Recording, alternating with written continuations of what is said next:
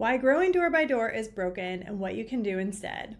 If you've built a solid property management business, and if you've added doors, built systems, and hit your revenue goals, but growth still feels slow, reactive, and exhausting, this episode and show is for you. Welcome to the Stacey Salyer Show, the podcast for property management leaders ready to think bigger about growth. I'm Stacey Salyer, and the only acquisition strategist in this industry who sat on all sides of the M&A table. I've been the buyer, acquiring a 370-door competitor during COVID using seller financing.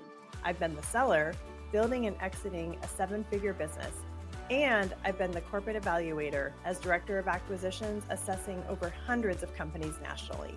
That means I know exactly what you're thinking, what you're missing, and what actually works when it comes to buying and integrating in this space.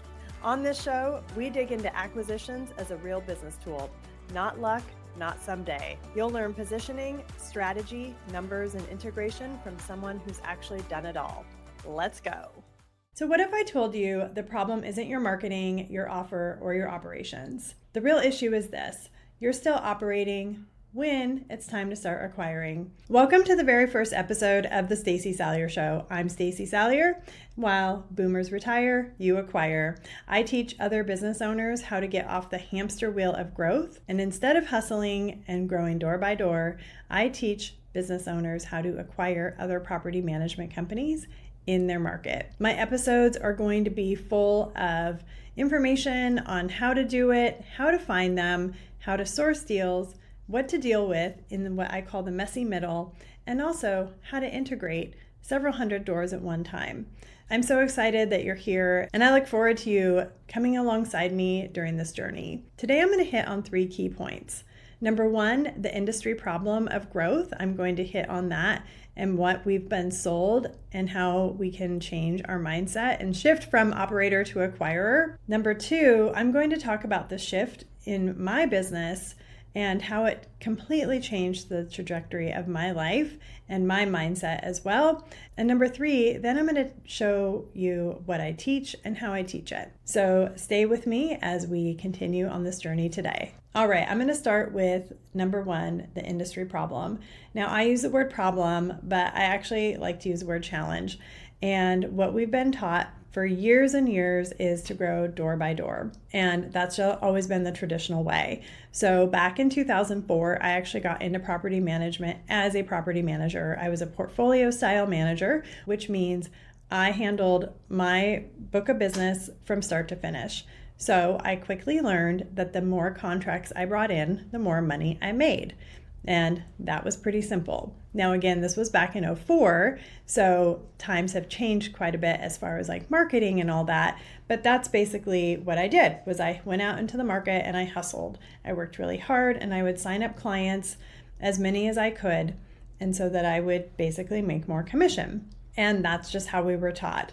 Over the years, then we were taught to hire a biz dev manager or a BDM, as we like to call them in the industry. And there's nothing wrong with that, but certainly that's not the only way to grow your company. Because if you really think about it, if you're chasing and hustling door by door, 1 month you may add 10 doors, the next month you may add 3, and then maybe the following month you lose 5. And so it's this continual hamster wheel of growth, and you're just chasing. But there is a better way, and if you stay with me, I'm going to explain what that looks like and how actually anybody can achieve that. You don't have to have millions of dollars, you don't have to be a millionaire, you don't have to have PE or VC-backed money, and I'm super excited to share how to do it and then how I teach it. So point number 2 today, what shift changed the trajectory of my life? So as you recall, I said I got into the business in 2004. 2010, I opened a property management business for a local home builder. And I built that, and it was great. And I really enjoyed my time there. But by 2016, I knew that I had to go out on my own. I had a very specific vision of how I wanted my business. And I was really excited to be using the new tools that were out there as prop tech started to really come onto the market. So in 2016, as a full-time single mom of 3, I opened Leading Edge Property Management from my living room. So I took a huge bet and a huge leap of faith on myself. I knew that I could set up a business because I had already done that. I knew operations inside and out, and I knew growth because that's how I got into it in 2004. As you recall, I knew how to hustle. I knew how to get in my market and grow door by door. So I was ready, and that's what I did. I took a huge bet on myself and moved forward. So I started to grow door by door, and by about 2019, I had about 200 doors or so under management, which is a great accomplishment in my area. I had built a solid reputation for myself. I had focused on my Google reviews.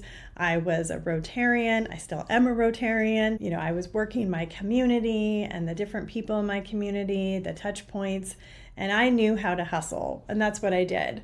I hustled super hard as a single mom to grow this business. But then one day in 2019, a conversation happened that changed my life. I was talking to a local community member, and they asked me, they were like, "Hey, are you interested in growing your business?" Well, of course I'm interested in growing my business. I was an entrepreneur. Of course I wanted it to be bigger and better, and I had this big vision for what I wanted it to look like. And he said, "Hey, I know somebody that's looking to get out. They are what I call a boomer." Now, I use that term affectionately because boomers have built amazing businesses for themselves. Most of the time, they have long-standing contracts and they have quite a few doors under management. But he was looking to get out and retire. And so he set up a meeting. That meeting changed my life. Now, did I have a lot of money to go out and buy a business? The answer is no, I did not. I was still a single mom of 3. I had a company, and obviously I was making money with that company. I had a pretty good net margin and all that stuff, but I still was not a millionaire. I didn't have a ton of resources and all that kind of good stuff, but I always knew that I could bet on myself. And I didn't want to turn down the meeting because you just never know what could work out, right? So I have that meeting and we work out a deal. He agreed to seller financing, and that's what he really wanted to do because he just wanted that monthly payment. I put a very small amount of money down on that business, and it took a huge leap of faith. So now this was early 2020 that we had agreed to all the terms. Now, if we all recall what happened in 2020, we were supposed to close April 1st, 2020. I'm in Washington State. We were one of the very first states to shut down in the middle of March. So both the seller and I did decide to take a slight pause. We decided, okay, let's make sure the business that you're selling is actually going to still generate revenue, because that's the cool thing. When you buy a business, you're basically buying cash. And obviously I didn't want to buy something that wasn't going to be worth anything. So we let a couple of months go by, the dust settled, and we closed on June 1st, 2020. And I was the proud owner of over 350 doors, which is a lot. Looking back, it's kind of insane what I ended up doing, but it changed the trajectory of my life, changed the trajectory of my business, and it opened a whole new world for me and shifted my mindset from pure operator to more CEO, and just opened all new doors for me. So then I took that business and I was very strategic about scaling it and adding new revenue into those different doors. So I was able to increase revenue. I did some other strategic moves that I'll share as time goes on. And I really was able to scale it. And it, like I said, change my life and change my business completely. So then a few years later, a national brand came calling. Now, I was not in the mindset at that time to sell my business, but I did see an opportunity with that national brand. And I did end up actually selling my business to that national brand because I took some of the money from the proceeds and I invested that into the national brand. So provided all the stars align, I will actually make back more money than my business would have technically been worth. So we will see what that outcome brings, but that was another strategic move that I made. And with that strategic move, I decided to stay on as an employee and build that business.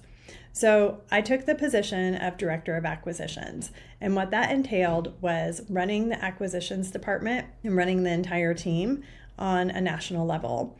And we basically ran like front to mid funnel. So that means all of the initial like cold calling and relationship building and then what I kind of call the messy middle.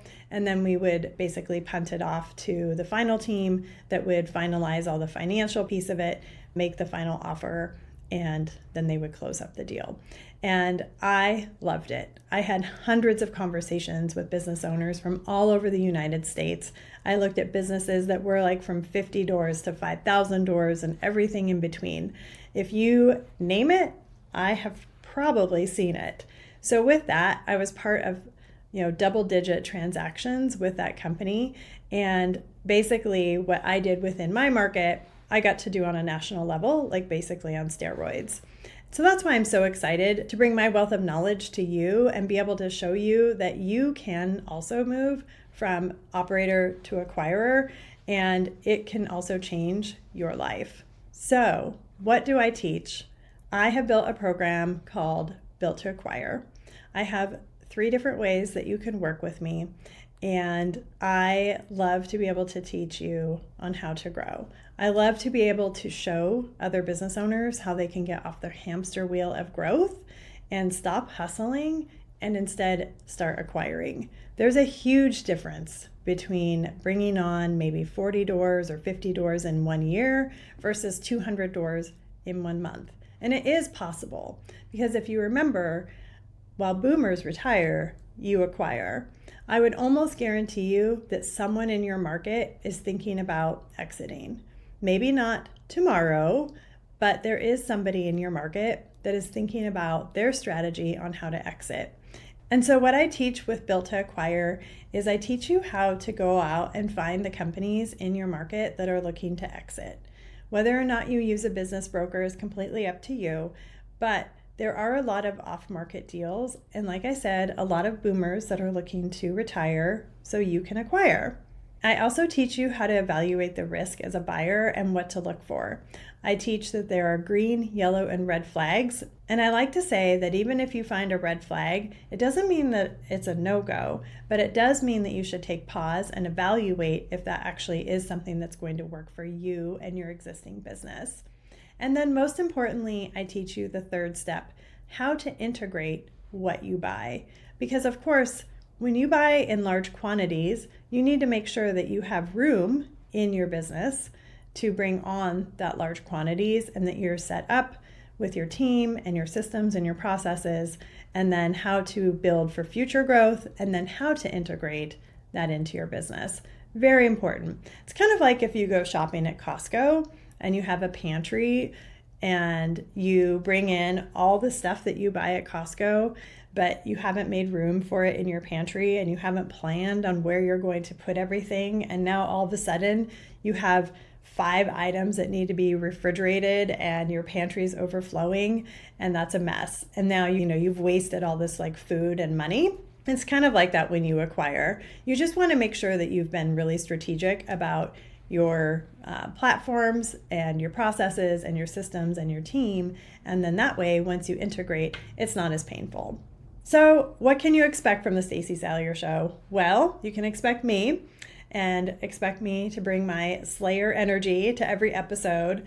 You will hear solo episodes like this. You'll hear episodes where I interview other people that have acquired. I have some great episodes coming up with attorneys and business brokers and insurance and all the things and information that you would need and to start thinking about before you go out and acquire. And then, of course, you're going to hear great information from me on how to integrate, what to look for, and different things that I can teach you on this podcast. This is for founders who are ready to grow and get out of the operator mode and into acquirer mode. I want to teach you how you can build your own business and get it ready to sell one day and make it the best asset that it is. So if this episode has your wheels turning and you are thinking, hey, I want to go from operator to acquirer, or hey, I have been thinking about buying another portfolio in my market, but I just don't know how. I'm a little bit nervous. Like, what if I miss something in what Stacey calls the messy middle?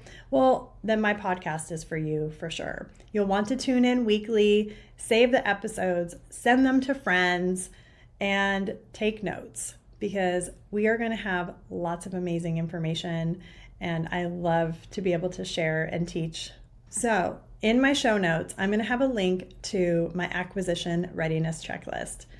So feel free to pop into the show notes and grab your free copy.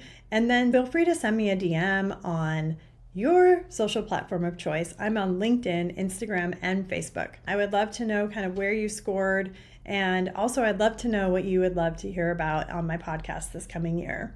So you can, again, find the link in the show notes, or you can send me a DM and I'll send you the link directly. So in closing, you don't need to work harder, but you do need to get off the hamster wheel of growth. And you, my friend, are in the right place. I am going to teach you how to get off the hamster wheel of growth and go from operator to acquirer. So don't forget, as boomers retire, you acquire. This is the Stacey Salyer Show, and we build businesses that are built to acquire. I'll see you in the next episode.